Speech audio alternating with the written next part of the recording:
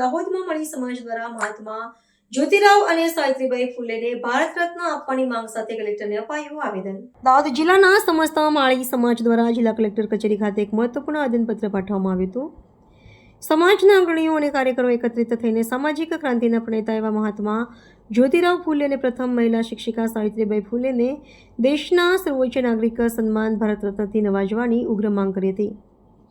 આ પ્રસંગે મોટી સંખ્યામાં સમાજના ભાઈઓ અને બહેનો પ્લેકાર્ડ્સ અને બેનરો સાથે કલેક્ટર કચેરીએ ઉમટી પડ્યા હતા. આવેદનપત્રમાં રજૂઆત કરવામાં આવી હતી કે જ્યોતિરાવ અને સાવિત્રીબાઈ ફૂલે પોતાનું સમગ્ર જીવન પછાત, દબાયેલા અને શોષિત વર્ગના ઉત્થાન માટે સમર્પિત કરી દીધું હતું. ભારત રત્ન ડૉક્ટર બાબા સાહેબ આંબેડકરે પણ મહાત્મા ફૂલેને પોતાના ગુરુ માન્યા હતા, જે તેમના વ્યક્તિત્વની મહત્તા દર્શાવે છે.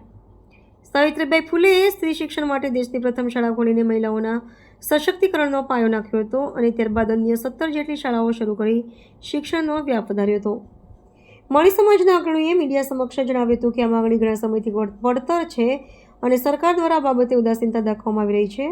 આ જ પ્રકારે ગુજરાતના તમામ 34 જિલ્લા મથકો પર માળી સમાજ દ્વારા આવેદનપત્ર આપીને પોતાની રજૂઆત કરવામાં આવી રહી છે.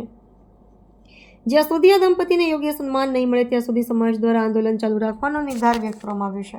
છેલ્લા ઘણા સમયથી ભારત દેશના માળી સમાજની માગણી છે કે અમારા આદર્શ, અમારા આરાધ્ય એવા મહાત્મા જ્યોતિરાવ ફૂલે અને સાવિત્રીબાઈ ફૂલેને ભારત રત્ન મળવો જોઈએ.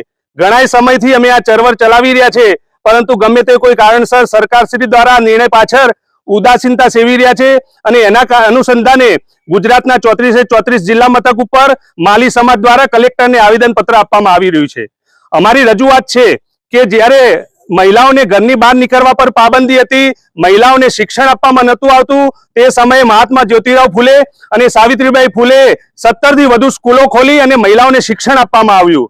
મહાત્મા જ્યોતિરાવ ફૂલે શોષિત, કચડાયેલા પછાત વર્ગ માટે એટલું બધું કામ કર્યું છે કે જેના કારણે સરકારને ભારત રત્ન એનાયત કરવો જ પડે. અમે આજે કલેક્ટરને રજૂઆત કરી છે અને કોઈ પણ સંજોગોમાં મહાત્મા જ્યોતિરાવ ફૂલે અને સાવિત્રીબાઈ ફૂલેને ભારત રત્ન અપાવીને જ જંપીશું એવો અમે માળી સમાજ દ્વારા નિર્ધાર કરવામાં આવ્યો છે.